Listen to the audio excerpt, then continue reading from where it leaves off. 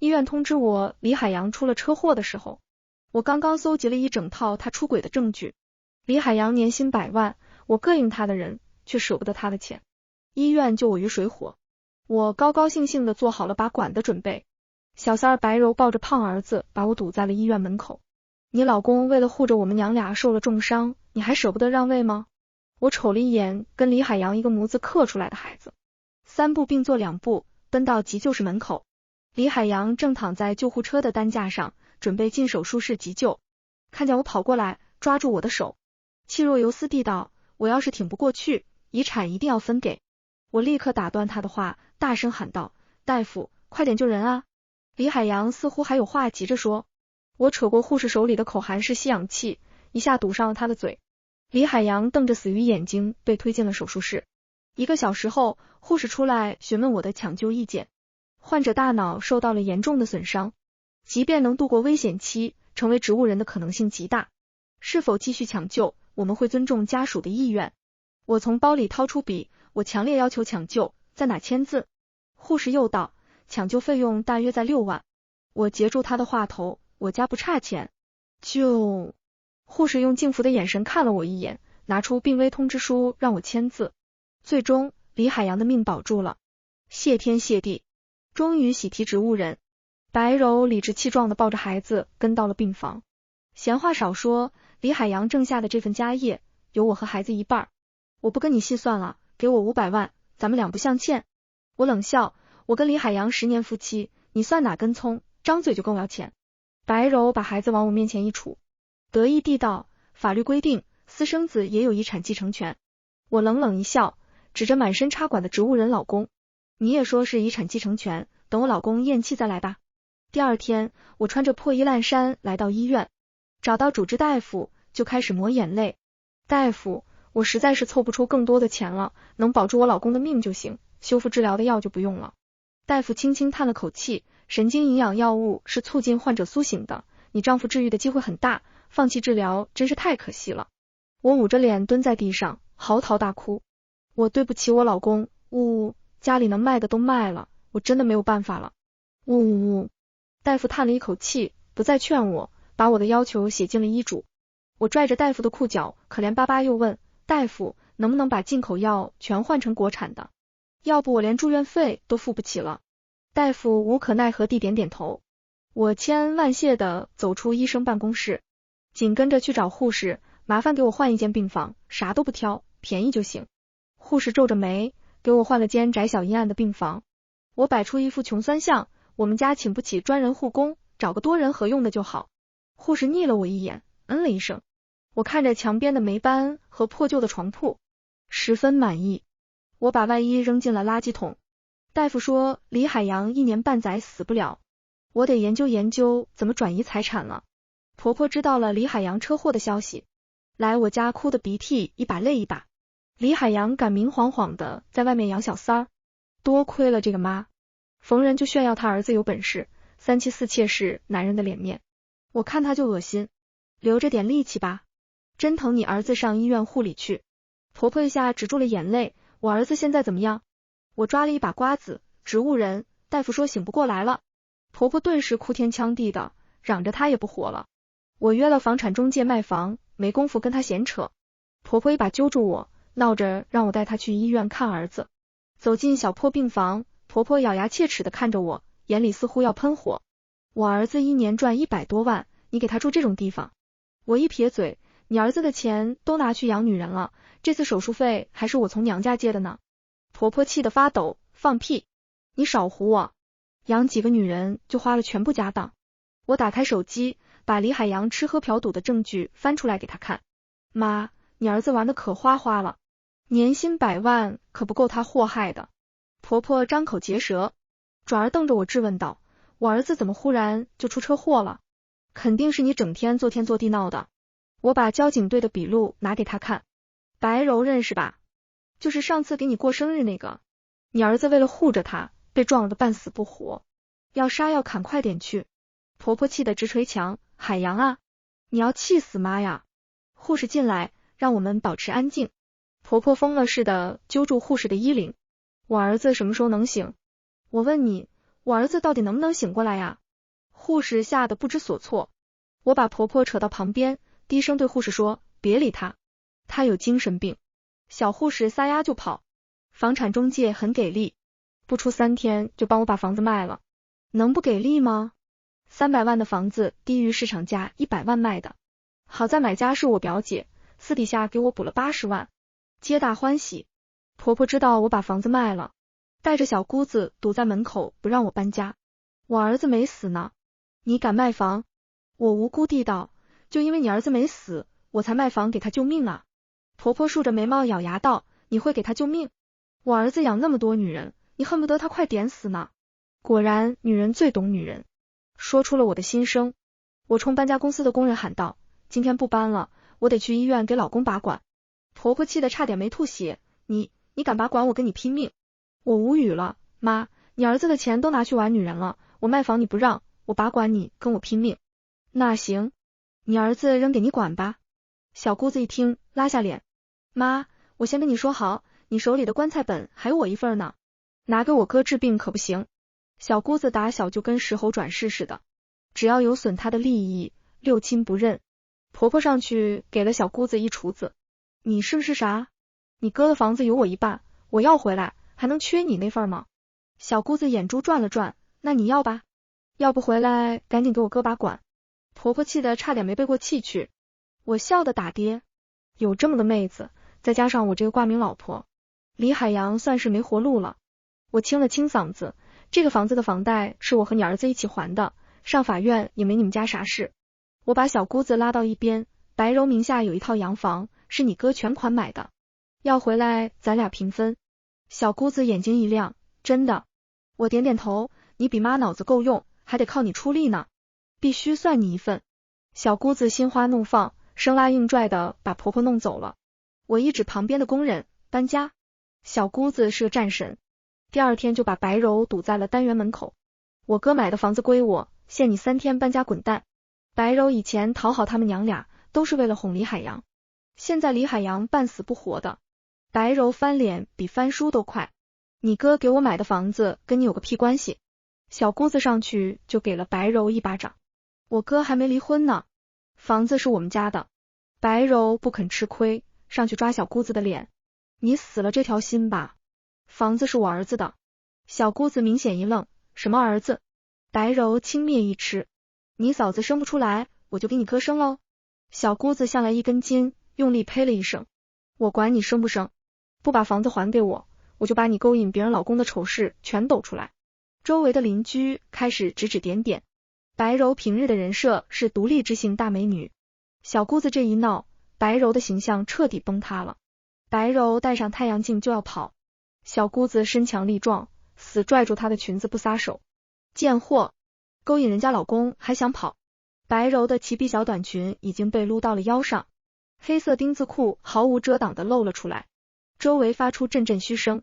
白柔恼羞成怒，薅着小姑子的头发狠狠抽她耳光。小姑子也不甘示弱，把白柔推倒在地，骑到身上就开始揍。两人很快滚成一团，十分生猛。邻居们围得里3层外3层，说什么难听话的都有，还有拿手机偷偷录视频的。我在斜对面的观景亭里看得十分过瘾。不一会儿，白柔妈妈抱着孩子出来找白柔，我猛然发现这孩子居然是羊毛卷头发，心里一跳，我也是羊毛卷。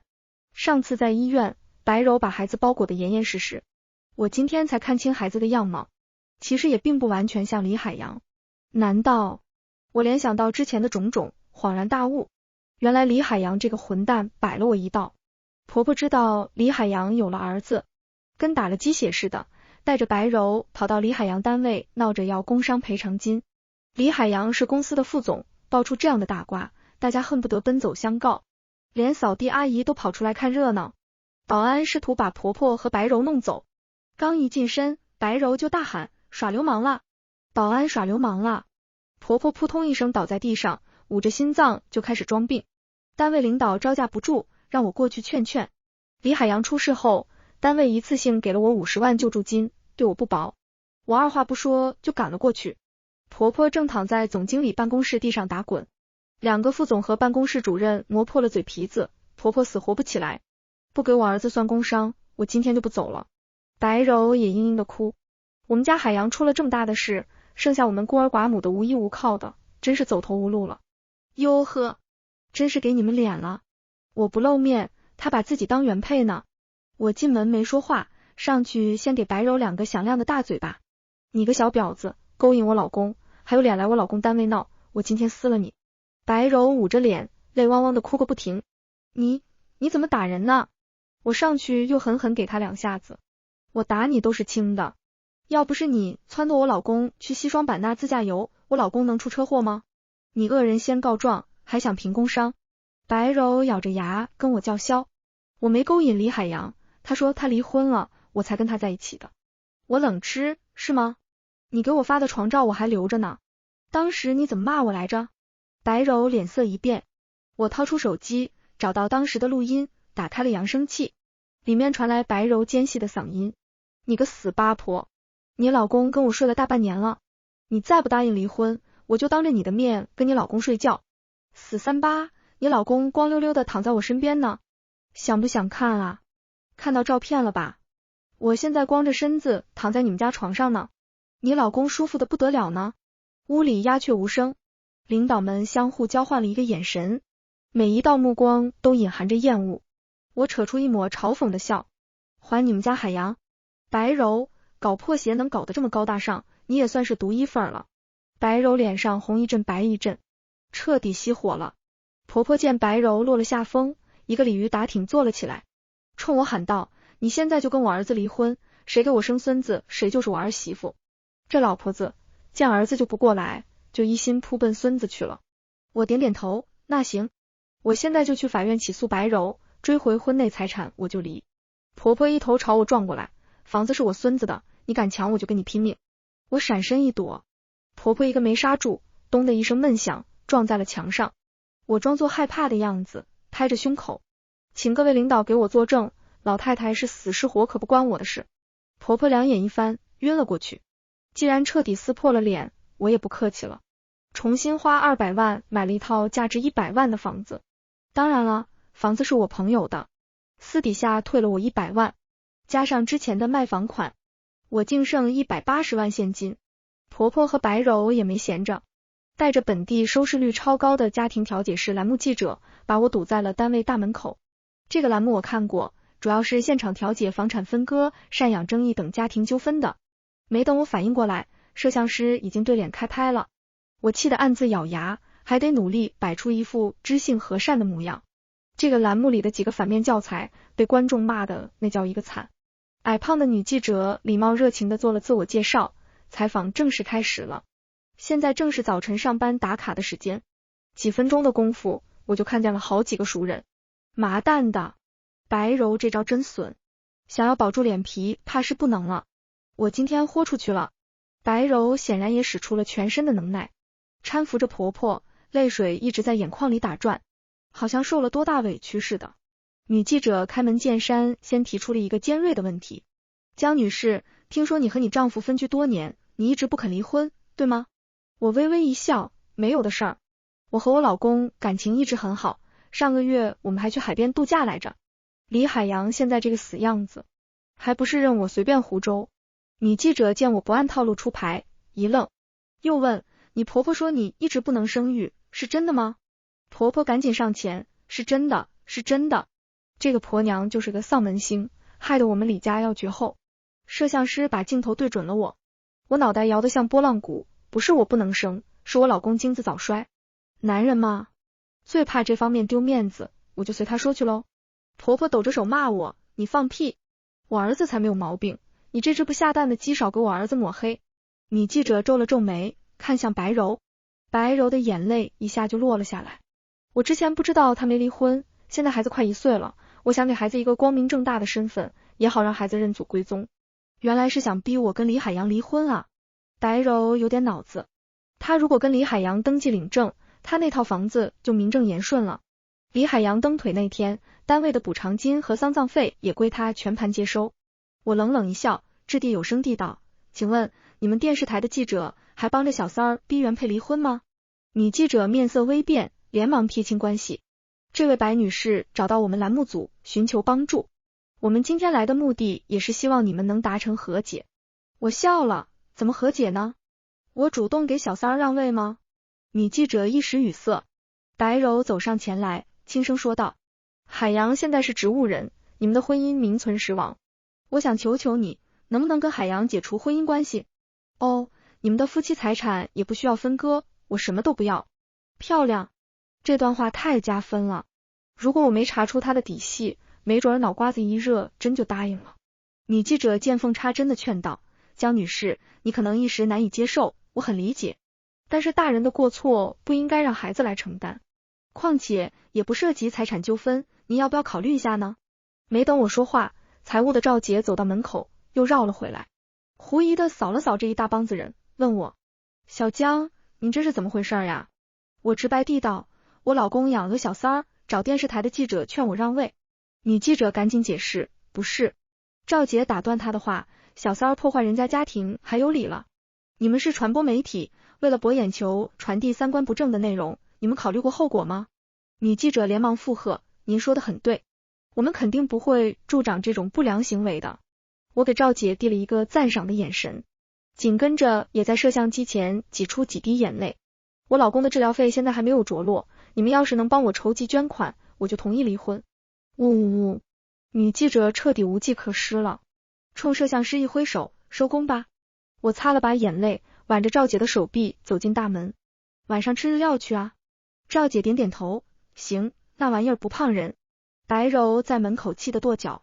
我知道白柔不会善罢甘休，我把李海洋的手机充满电，每天都关注着白柔在朋友圈的动向。不负所望，白柔发了一条急聘育儿保姆的朋友圈。我跟开家政公司的朋友联系了一下，白柔的保姆很快有了着落。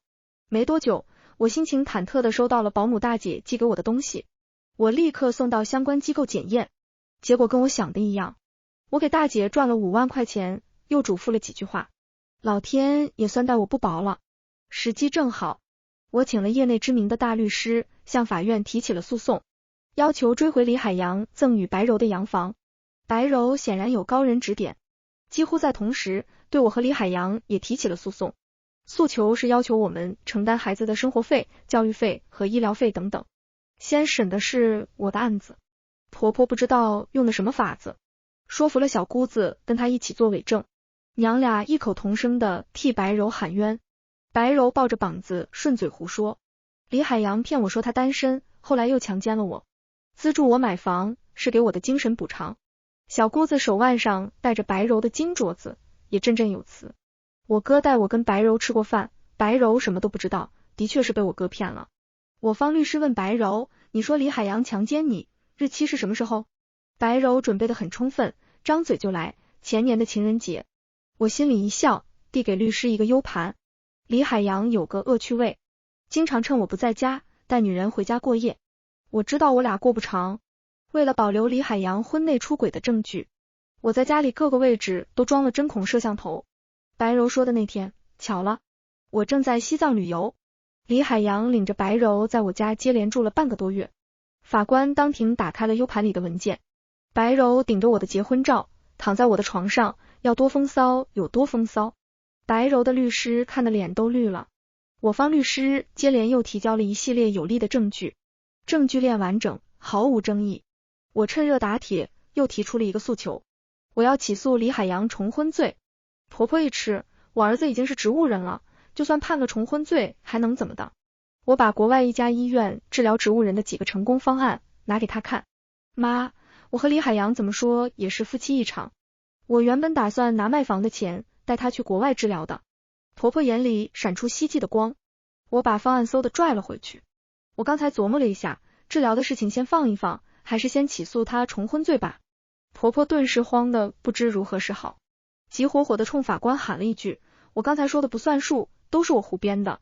法官严肃警告，证人作伪证严重干扰司法公正，损害法律权威，一旦查实，可能要面临刑事处罚的。婆婆就差给法官跪下了。我说实话，白柔是我儿子在外面养的小三儿，房子也是用我儿子的钱买的，什么强奸和精神损失费全是胡扯的，人证物证都齐活了，法庭当庭宣判，李海洋赠与行为无效，白柔全额返还。白柔耍起了无赖，拒不返还。我申请了强制执行，白柔输得一败涂地。白柔把法院的判决结果发到了朋友圈，悲悲戚戚的做了一篇小作文。没几天，李海洋的2个好哥们替白柔出头了。嫂子，海洋哥现在这么惨，好歹留下个儿子，你就给白柔母子留一条路吧。我一笑，你的意思是白柔会继续拿着我们家的钱穿金戴银住洋房，要不就活不下去了是不是？那个叫大强的站着说话一点不腰疼。嫂子，抛开你们的恩怨，就当是可怜可怜孩子吧。我一拍桌子，我老公跟外面的野女人睡了好几年，家用一分不给，你让我抛开恩怨，把我当活菩萨了吗？大强还是劝嫂子，总不能让孩子跟着白柔受罪啊。我气不打一处来，拿手指戳向他的脸，你还有脸跟我提孩子？我自己生的我可怜，小三儿生的关我屁事。另外一个叫小贱的说出的话比他的名字还贱，嫂子，你不能生，也不能让海洋哥绝后啊。我抓起茶杯，把茶水泼了他一脸。谁说我不能生？李海洋一身脏病，绝后也能怨到我头上。大强赶紧过来打圆场，嫂子，说1000到1万，看在海洋哥的面上，也不能把事情做绝。你放白柔一马，哪天海洋哥醒了，也念着你的好。我嘲讽一笑，你海洋哥要死不活的，我就不指望他念着我的好了。倒是你们哥俩，我早就听说过他们圈里那点破事儿，你们俩谁舍不得白柔受罪，掏100万帮衬，今后睡起来也仗义。大强被我揭了短，脸色不太好看。嫂子，你不跟白柔争房子，白柔就不起诉孩子的抚养费了，你们两清多好。好个屁，抚养费能有几个钱？跟我几百万的洋房能比吗？我叉着腰骂道，你俩少在这儿跟我装大尾巴狼，谁给我出李海洋的治疗费，我立马把洋房送给白柔，不拿钱就少来放狗屁。小贱拉下脸，嫂子听不进去就算了，说话也太难听了。我忽地站起身，把大门一开，赶紧给我滚，要不还有更难听的。两人灰溜溜的被我骂走了。没几天，白柔起诉抚养费的案子开庭了。白柔有备而来，不但请来李海洋的狐朋狗友给他撑腰，还约了上次那个电视台的女记者来旁听。法庭列举了白柔的各项奇葩要求，从纸尿裤到精英培养课程，总计将近200万。白柔自知这个官司他稳赢，嘴角始终噙着一抹张狂的笑。这次出庭我没请律师，收拾白柔这个蠢货，我一个人就够用。进入答辩环节的时候，我微笑着表示对白柔的要求没有异议。旁听的那帮人都很意外。大强脱口一句国骂，法官一脸严肃，让旁听席保持安静，又问了我一遍。我回答没有异议。白柔眼里闪着狡黠而兴奋的光，优雅地整理了一下脖子上的丝巾，做好了退庭的准备。我见火候差不多了，清了清嗓子。我对抚养费的金额没有异议，但我要求对孩子做亲子鉴定。法官表示支持我的合理诉求。白柔神色从容，没有一丝惊慌。我微微一笑，又补充了一句，不只是做李海洋的亲子鉴定，还要做白柔的亲子鉴定。旁听席一片哗然，白柔的脸瞬间变得煞白，急切地喊道，我反对，本案起诉的是李海洋，凭什么让我做亲子鉴定？我就知道他会是这个反应。我一字一句地道，如果孩子是白柔跟李海洋的，抚养费我掏；如果孩子是李海洋的，孩子妈另有其人，白柔没有任何权利跟我讨要抚养费。如果孩子根本不是李海洋的，跟我要抚养费就更是笑话了。所以，我脆生生地问道，白柔，没有亲子鉴定，我怎么知道你是哪一种呢？白柔肉眼可见的慌了，死活不肯答应做亲子鉴定。旁听席上的人都看出了里面的弯弯绕绕，鸦雀无声。法官终于开口了，被告诉求合理，予以采纳。亲子鉴定结果出来之后，择日开庭再审。白柔一下子坐在了椅子上，我心情大好，用父母的名字买了一套望江楼，请了最好的设计公司，开始装修。我的生活马上就拨云见日了。就在这个节骨眼上，李海洋醒了，我火速赶到医院，迈进1楼大厅，就看到了正在等电梯的婆婆和白柔。我转头跑向楼梯间，一口气爬到了5楼，气喘吁吁的找到主治大夫，大夫，我老公是彻底醒过来了吗？大夫摇摇头，患者体内大面积感染，时间不多了，有什么话尽快说吧。我拍拍胸口，吓死我了，差点以为这个王八蛋缓过来了呢。我前脚迈进病房，婆婆和白柔随后就进来了。李海洋眼巴巴地盯着白柔，张着嘴想要说话。我一头扑进李海洋怀里，揪着他的衣领，哭得震天响。老公，你总算醒过来了。呜呜，谢天谢地啊。呜呜呜。李海洋伸出干枯无力的手，想把我推开。我一把攥住他的手，紧紧握在手心。老公，我知道你舍不得我。呜呜，我也舍不得你。呜呜。婆婆挤过来，也跟着哭天抢地。海洋啊，妈总算有盼头了，没你给妈撑腰，妈。我立马截住婆婆的话头。老公，呜呜，妈为你操碎了心啊，头发都白了好多。呜呜呜。白柔在我身后急得尖着嗓子大叫。海洋有话要说，你们快点让开。我就当没听见，大半个身子趴在李海洋胸口上就是哭。李海洋似乎喘息着说了句什么，瞬间就被我和婆婆的哭声盖了过去。白柔急得不行，拼命想拽我起来，我拱起屁股拼死反抗。李海洋被我压得直翻白眼。婆婆不知道李海洋时辰不多了，还在那里絮絮叨叨的哭诉。她哭我也哭，声嘶力竭，不留一点间隙，主打一个喜极而疯。李海洋喉咙里发出几声微弱的呵呵声，眼中满是焦急与渴望。白柔情急之下，冲门外的大夫和护士大喊，病人有一主要交代，你们快点把他们俩弄走。我巴不得闹起来，起身就踹了白柔一脚。我是病人老婆，有一主也是跟我说，你算个狗屁。白柔爬起来就往李海洋身上扑。海洋海洋，我知道你有话跟我说，你快点说啊。我一把给他拽了回来。我老公跟你有个屁话说，赶紧给我滚。白柔死死抓住李海洋不撒手。我扭头冲门外的人嚷道，你们医院的保安都死了吗？再不把这个疯女人弄走，病人有个三长两短，咱们法院见。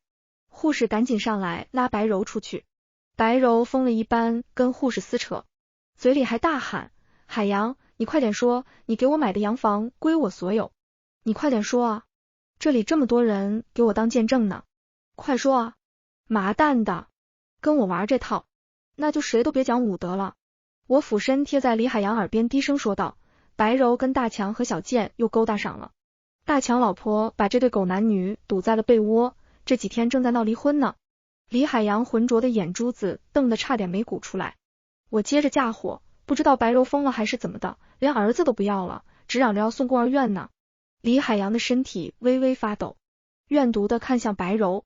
白柔还死皮赖脸的等着李海洋帮他撑腰，冷不丁望见李海洋的眼神，吓了一跳，随后疯了一般去掐李海洋的脖子。你个王八蛋，遗嘱都不给我留，我跟了你3年，什么都没剩下。我赶紧躲开，让他结结实实的掐。婆婆慌里慌张的去抠白柔的手，一个没留神踩在了呼吸机的管子上。李海洋本来就微弱的呼吸瞬间急促起来。护士发现了不对劲，焦急的喊他们俩快让开。婆婆正在跟白柔较劲，根本不听。不到1分钟的功夫，监护仪的波形就变成了一条直线。李海洋彻底拉倒了。李海洋的丧事一切从简，我连骨灰盒都没买，随手在家里翻出个茶叶盒子，把茶叶沫子往外一倒，正好够用。到了殡仪馆，婆婆见我捧个鲜红色的茶叶罐去装骨灰，捂着胸口差点没背过气去。殡仪馆的工作人员努力控制着表情，指导我往茶叶罐里装骨灰，到底还是有点小。我瞅着托盘里剩下的灰渣子，一挥手，剩下的不要了。婆婆急得大喊，谁说不要？一点都不能剩。我无奈的从包里翻出一个装油条的塑料袋，那行，剩下的装这里吧。婆婆气得要发疯，我脚底抹油，赶紧溜了。事已至此，孩子不能放在白柔跟前了。保姆大姐找机会把孩子抱了出来。我思量了一下，带着亲子鉴定书到派出所做了登记，随后又把原件送到了法院。几天之后，法庭宣判了。亲子鉴定结果，我和李海洋是孩子的生物学父母。白柔起诉抚养费一案彻底败诉。白柔知道自己会败诉，却想不出孩子居然是我和李海洋的。我其实也是一直蒙在鼓里。当年李海洋查出精子早衰，就跟我商议做试管，取了几回卵，做了2次都没成功。后来李海洋有钱了，夜夜笙歌，我就淡了要孩子的心思。我也没想到李海洋居然拿着我的卵子找了代孕，要不是发现孩子长着我们家遗传的羊毛卷头发，我根本就想不到这一层。白柔彻底崩溃了，她名下所有的财物都被法院执行了，几年的青春跟了李海洋这么个丑猪，什么都没剩下。我倒是挺滋润的，渣老公早早咽气了，财产1分没少，还领回来一个胖儿子。白柔的洋房卖了300万，按照法律规定1半归我所有，另一半我孩子和婆婆平分。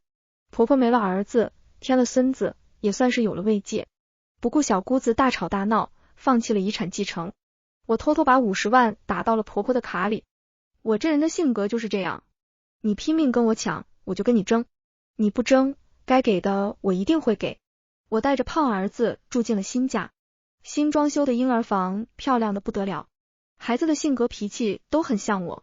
我看着卡里的余额和可爱的孩子，我的人生终于圆满了。这个故事到这里就结束了，感谢您的收看。如果您喜欢这个视频，就给我点赞订阅一下吧。衷心祝您吉祥如意，万事顺心。